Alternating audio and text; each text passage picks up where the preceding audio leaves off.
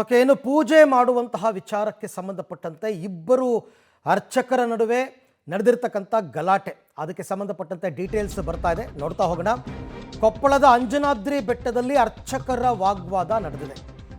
ಪೂಜೆ ವಿಚಾರಕ್ಕೆ ಇಬ್ಬರು ಅರ್ಚಕರ ನಡುವೆ ಗಲಾಟೆ ಆಗಿರ್ತಕ್ಕಂಥದ್ದು. ಅಂಜನಾದ್ರಿ ಬೆಟ್ಟದ ಅರ್ಚಕ ವಿದ್ಯಾದಾಸ್ ಬಾಬಾ ಮತ್ತು ಗೋವಿಂದಾನಂದ ಶ್ರೀ ನಡುವೆ ಈ ಗಲಾಟೆ ನಡೆದಿದೆ ಅಂತ ಗೊತ್ತಾಗ್ತಾ ಇದೆ.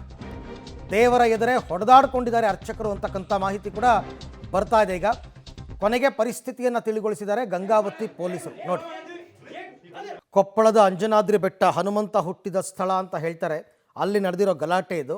ಇವಾಗ ಮತ್ತಷ್ಟು ಮಾಹಿತಿ ನನ್ನ ಕೊಲ್ಲಿಗ ಮುಕ್ಕಣ್ಣ ಕತ್ತಿಯವರಿಂದ ಪಡ್ಕೊಳ್ಳೋಣ. ಮುಕ್ಕಣ್ಣ, ಈಗ ಪೂಜೆ ಮಾಡೋ ವಿವಾದ ಅಂದರೆ ಯಾವ ಥರ, ನಾನು ಮಾಡಬೇಕು ಅಂತನಾ ಅಥವಾ ಹೇಗೆ, ಯಾವ ಕಾರಣಕ್ಕಾಗಿರೋ ಗಲಾಟೆ ಇದು ಅಂತ? ಹೌದು ಅರವಿಂದ್, ಹೇಳ್ಬೇಕಂದ್ರೆ ಕೊಪ್ಪಳ ಜಿಲ್ಲೆಯ ಗಂಗಾವತಿ ತಾಲೂಕಿನ ಐತಿಹಾಸಿಕ ಪ್ರಸಿದ್ಧಿಯಾಗಿರುವ ಅಂಜನಾದ್ರಿ ಬೆಟ್ಟಕ್ಕೆ ದೇಶ ವಿದೇಶ ಸೇರಿದಂತೆ ಸಾಕಷ್ಟು ಭಕ್ತರ ದಂಡೆ ಈಗ ಹರಿದು ಬರ್ತಾ ಇದೆ. ಆ ಕಾರಣಕ್ಕಾಗಿ ಅಂಜನಾದ್ರಿ ಬೆಟ್ಟಕ್ಕೆ ಗೋವಿಂದಾನಂದ ಬಾಬಾ ಅವರು ಮತ್ತು ಅವ್ರ ಜೊತೆ ಇಸ್ರೋ ಕಂಪನಿಯ ನಿರ್ದೇಶಕರಾಗಿರುವಂತಹ ಶರ್ಮಾ ಅವರು ಒಟ್ಟಿಗೆ ಅಂಜನಾದ್ರಿ ಬೆಟ್ಟಕ್ಕೆ ಬಂದಿರ್ತಾರೆ. ಆ ಸಮಯದಲ್ಲಿ ವಿದ್ಯಾದಾಸ ಬಾಬಾ ಮತ್ತು ಗೋವಿಂದಾನಂದ ಬಾಬಾ ನಡುವೆ ಮಾತಿನ ಚಕಮಕಿ ನಡೆಯುತ್ತೆ.